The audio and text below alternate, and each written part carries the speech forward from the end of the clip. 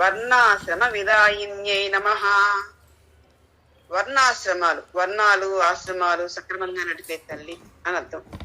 అంటే విదాయిని అంటే విధించినది, అంటే ఇది చేసి తీరాలి అని శాసనం, కండిషన్స్ పెట్టడం అన్నమాట విధించటం అంటే.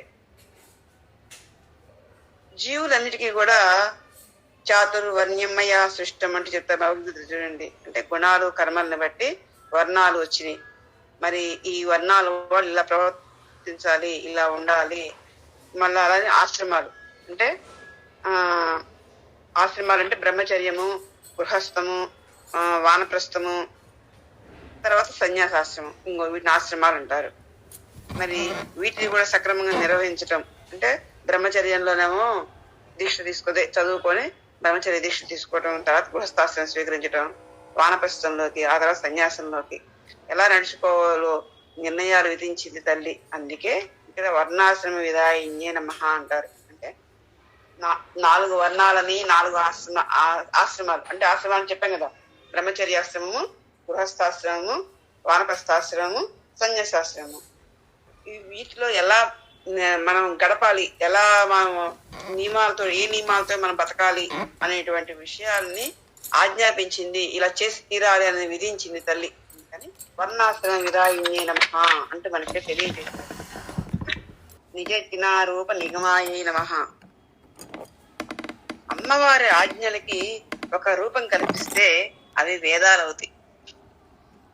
అంటే అమ్మ యొక్క ఆజ్ఞ వేదం, వేదమే అమ్మవారి యొక్క ఆజ్ఞ. అది అందుకని అమ్మవారిని వేదమాత.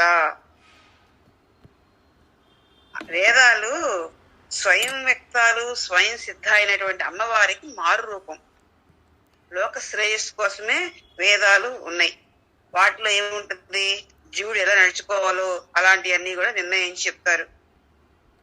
కాబట్టి వేద రూపంలో ఉన్నది నిజ జ్ఞారూప నిగమాయ నమః అంటే ఇదిగో నిగమాలు అంటే వేదాలు, ఆ వేదాల రూపంలో తల్లి ఉన్నది అని తెలియజేస్తూ ఉన్నారు మనకి. అంటే టోటల్ గా అర్థం ఏంటంటే వేదాలని, శాస్త్రాలని ఆచరించండి అని చెప్పడమే మనకి. పుణ్య ఫలప్రదాయ నమః. మనకి శృతులు, స్మృతులు, పురాణ, ఇతిహాస సంహితాలు అనేటువంటివి శాస్త్రాలుగా ఉన్నాయి. మానవ జీవితంలో ఇవన్నీ చదువుకి వాటి ప్రకారం నడుచుకుంటే ఎటువంటి ఒడిదుడుకులు లేకుండా సుఖంగా మన జీవితం సరిగిపోతుంది, ఆరోగ్యం బాగుంటుంది, ఇహము పరము 2 లభిస్తాయి. అలా ఉండాలని చెప్పనే అమ్మవారు మనకి ఇవన్నీ కూడా అందించింది. ఏది శృతులు, స్మృతులు, పురాణాలు ఇవన్నీ. ఇవి చేయండి, ఇవి చేయకూడదు అని శాస్త్రాలు మనకి గట్టిగా బోధిస్తూ ఉన్నాయి. వాటిని అంగీకరిస్తే పుణ్యాత్ముడిగా ఉంటాడు, వాటిని ధిక్కరించి ప్రవర్తించేటువంటి వాడు పాపాత్ముడు అవుతూ నాస్తికుడిగా పాపాత్ముడిగా అవుతాడు. మరి దేవుణ్ణి నమ్మినా నమ్మకపోయినా ఆయనే పట్టించుకో పరమాత్మ. కానీ శాస్త్రాన్ని ధిక్కరిస్తే మాత్రం కోపం వస్తుంది. శాస్త్రాలని నమ్మిన వారు ఆస్తికులు, నమ్మని వారు నాస్తికులు. మరి ఈ శాస్త్ర విహితంగా కర్మలు చేసిన వల్ల పుణ్యం వస్తుంది, శాస్త్ర విరుద్ధంగా కర్మలు చేస్తే పాపం వస్తుంది. మరి ప్రతి కర్మకి ఫలితం వస్తుంది కదా ఎవరికైనా. మరి ఆ పుణ్యకర్మలకి ఇక్కడ సుఖాలు ఇవ్వాలా, అక్కడ సుఖాలు ఇవ్వాలా, ఇక్కడ పాపాలు ఇవ్వాలా అని నిర్ణయిస్తుంది తల్లి. ఎవరికి ఏమి ఇవ్వాలా అనేది ఇచ్చేటటువంటి తల్లి. అందుకే పుణ్య ఫలప్రదాయ నమః. చేసినటువంటి పనుల వల్ల వస్తే పుణ్యము, లేదు పాపము, ఏది వస్తే అది పుణ్య అపుణ్య. ఆ ఫలితాలు ఇచ్చేది ఎవరు అంటే అమ్మవారు. ఇక మనం ఏం తెలుసుకోవాలి అంటే మనము మన యొక్క ప్రారంధాన్ని కూడా స్మరిస్తూ అనుభవించాల్సిన తప్పదు. కానీ ఆ సమయంలో కూడా అమ్మవారిని స్మరించి ప్రారంధాన్ని అనుభవిస్తూ అమ్మవారిని స్మరిస్తూ ఆమె యొక్క పాదాలని సేవించేటువంటి వాళ్ళకి అమ్మ రక్షిస్తుంది. ఇందులో నుంచి నేను బయటపడలేనేమో అనుకుని కష్టాలు, అన్ని పాపకర్మలు చేశా నేను అని బాధపడేటువంటి వాడు కూడా అమ్మ వైపు తిరిగి అమ్మని శరణ పొందితే శుభం చేకూరుస్తుంది తల్లి. అంటే సంచిత ప్రారబ్ధ ఆగామి కర్మలన్నీ కూడా నశింపజేసి శాశ్వతంగా తన యొక్క స్థానంలో కూర్చోబెట్టుకుంటుంది తల్లి. అందుకనే అమ్మ ఇక్కడ పుణ్య ఫలప్రదాయ నమః అంటూ మనకి శ్లోకం ద్వారా తెలియజేస్తూ ఉన్నారు. ఇంకొక అర్థం ఏంటంటే మన మనసులోని కోరికలు కనిపెట్టి వాటిని సక్రమంగా చేసి వాటిని తీర్చే తల్లి. అంటే అత్యాశ ఉందనుకో మీ మనసులో, ఆ అత్యాశని తొలగించి ధర్మబద్ధమైన కోరికగా ఉంచి ఆ కోరిక తీరుస్తుంది. అది శృతి సీమంత సింధూరి కృతపాదాబ్జ ధూళికాయై నమః. ఇక శృతికాంత, శృతికాంతగా అమ్మవారిని వేదాలు వర్ణిస్తూ ఉన్నాయి. శృతికాంత అమ్మవారిని వేదాలు శృతికాంతగా వర్ణిస్తూ ఉన్నాయి. ఇప్పుడు అమ్మవారి యొక్క పాదాల కింద ఉండేటువంటి కొంత ధూళిని స్వీకరించి ఆ ధూళిని తన పాపడ కుంకుమగా ధరించిందంట శృతిమాత.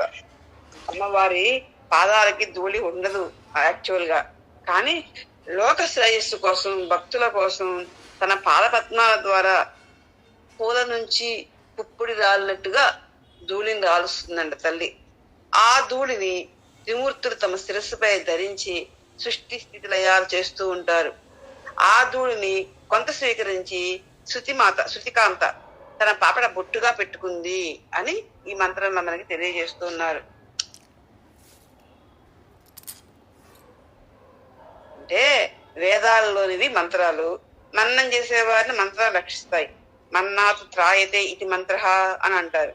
అంటే ఈ మంత్రాలు అమ్మవారి యొక్క పాదధూళి కణాలు అని మనకి ఈ మంత్రం ద్వారా తెలియజేస్తూ ఉన్నారు.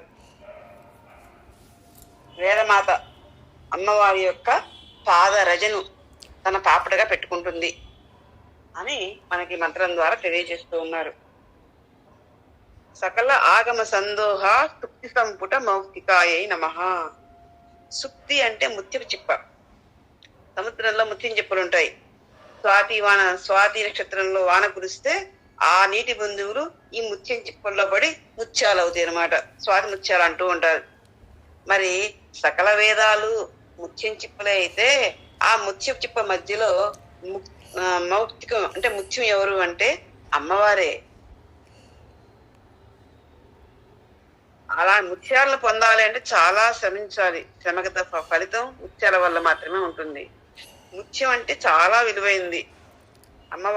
వేదాల్లో అమ్మవారు చాలా నిగూఢంగా ప్రతిపాదించబడింది. అమ్మవారి గురించి తెలుసుకోవాలంటే వేదాలను మరించాలి, వేద రహస్యాలని గ్రహించాలి. అప్పుడు మాత్రమే ముత్యం లాంటి అమ్మవారి యొక్క మహిమ మనకు తెలుస్తుంది. ఆ ముత్య చిప్పలోని ముత్యం దొరకాలంటే చాలా కష్టం, ఊరికే దొరికేది కాదు. ఎంతో విలువైంది ఆ ముత్యం, ఆల్ చిప్పల్లో పడే ముత్యం. మరి అట్లానే వేదాల్లో ప్రతిపాదించబడిన అమ్మతత్వాన్ని తెలుసుకోవాలంటే చాలా కష్టపడాలి. కష్టపడితే ముత్యం లాంటి అమ్మ మనకు దొరుకుద్ది అనమాట. కాబట్టి నిజమైనటువంటి ముత్యం ఎవరు అంటే అమ్మ. అది గ్రహించే వాగ్దేవతల అమ్మని ఈ విధంగా సూచిస్తూ ఉన్నారు. సకృషార్థ ప్రదాయి, పురుషార్థాలు, మానవుడికి పురుషార్థాలు ఉంటాయి. ధర్మ, అర్థ, కామ, మోక్ష అనేటువంటి పురుషార్థాలు ఉంటాయి 4. ధర్మ, అర్థ, కామ, మోక్ష ఇవి పురుషార్థాలు. అంటే అర్థం ఏంటంటే మానవుడు వీటిని ఆచరించాలి అని అర్థం. ఇంకొక రకంగా ఏం చెప్తారు అంటే ధర్మాన్ని ఆచరిస్తూ ధర్మబద్ధంగా నడుచుకోవాలి. ధర్మబద్ధంగా నడుచుకుంటూ అర్థ అంటే డబ్బు సంపాదన, ధర్మబద్ధంగా నడుచుకుంటూ డబ్బు సంపాదించుకోవాలి. అలానే ధర్మబద్ధంగా నడుచుకుంటూ కామ కోరికలు తీర్చుకోవాలి. అంటే నీకు అవసరమైనటువంటి విషయాలు, వస్తువులు కానీ ఏదైనా సరే నీ కోరికలు కానీ ధర్మబద్ధమైనటువంటి కోరికలు అలా తీర్చుకోవాలి. ఆ తర్వాత అలా ఉండేటువంటి వాడికి చివరికి మోక్షం అనేది ప్రాప్తిస్తుంది. ధర్మ, అర్థ, కామ, మోక్ష ఈ విధంగా మనకి పురుషార్థాలు ఉన్నాయి. మరి ఈ పురుషాల ద్వారా అంటే అర్థం ఏంటి? ధర్మబద్ధంగా ఉండేటటువంటి వాడికి మోక్షం అనేది ప్రాప్తిస్తుంది, అధర్మంగా ఉండేవాడికి రాదు. గుర్తుపెట్టుకోవాలి మనం ఇక్కడ. కాబట్టి ఇక్కడ పురుషార్థ అంటున్నారు. అర్థం ఏంటంటే ఈ ఎవరైతే ధర్మ, అర్థ, కామాలు చేస్తూ ఉంటారో అంటే ధర్మబద్ధంగా అర్థకామాలు చేస్తూ ఉంటారో వాళ్ళకి మోక్షాన్ని కూడా తల్లే ఇస్తుంది. అని చెప్తున్నా చూడండి. అంటే ప్రసాదించేది. పురుషార్థాల ద్వారా చివరికి ఏంటి? మోక్షం. ఆ మోక్షాన్ని ప్రసాదించేది తల్లి అని మనకి ఇక్కడ చెప్పుకోవచ్చు. పూర్ణాయ నమః. పూర్ణం అంటే ఏ కొరత లేనిది, తక్కువ కానిది, అంత నిండి ఉన్నది అని అర్థం. అంత వ్యాపించి ఉన్నది. పూర్ణం, ఫుల్ఫిల్ అంతా, అంటే సంపూర్ణం. మనకి ఈశావాస్య ఉపనిషత్తులో శాంతి శ్లోకం చెప్తారు.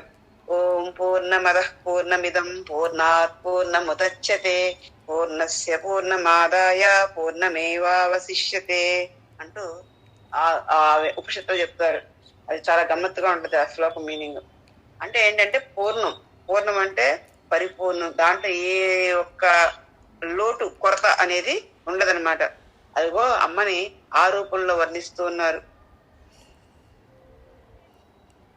ఈ చరాచర జగత్తంతా కూడా చైతన్యం. ఆ చైతన్యం లేకపోతే ఏ వస్తువు కదలదు, సృష్టి నడవదు.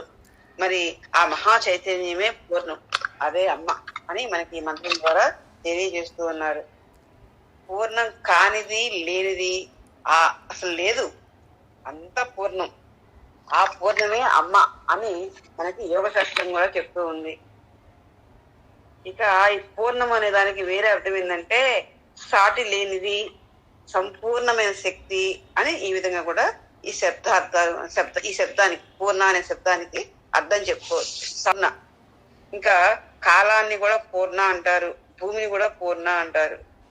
ఇక ఇలా అనేక అర్థాలతోటి పూర్ణ చెప్పుకుంటారు.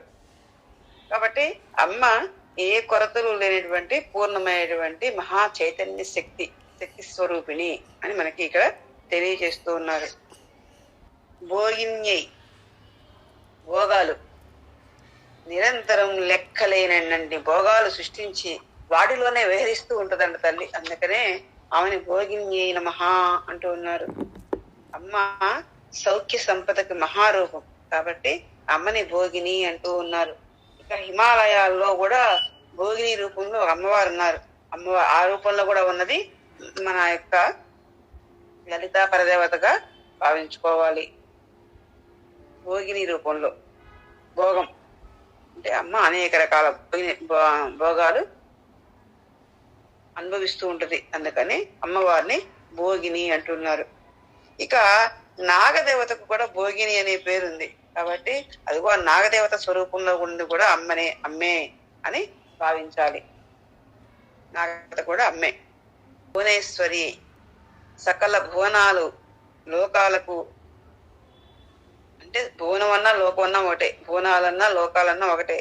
అన్ని భువనాలకు అమ్మవారే ఈశ్వరి, పరిపాలకురాలు అన్నమాట. అందుకనే భువనేశ్వరి నమః. అమ్మ సకల భువనాలకి పరిపాలకురాలు, అందుకే అమ్మని భువనేశ్వరి అంటున్నారు. భూలోకాది చతుర్దశ భువనాలకు పాలకురాలు, అంటే 14 భూలోకంతో కూడుకొని మొత్తం 14 భువనాలు ఉన్నాయన్నమాట.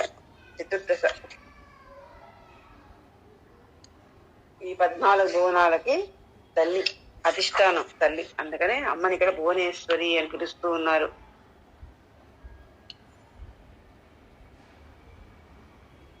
అమ్మ శబ్దస్వరూపిణి.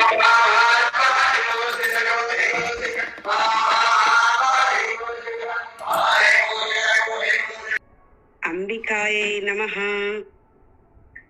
అంబికాయై నమః. అంబ అంటే అమ్మ. అమ్మ సకల లోకానికి మాత. చీమ మొదలుకొని బ్రహ్మ వరకు అందరికీ తల్లి అదిగో అమ్మ. ఆ అమ్మే అంబిక. ఇక అంబిక అనే నామం పార్వతీ అనుకున్నటువంటి అనేక నామాల్లో ఇదొక నామం, అంబిక.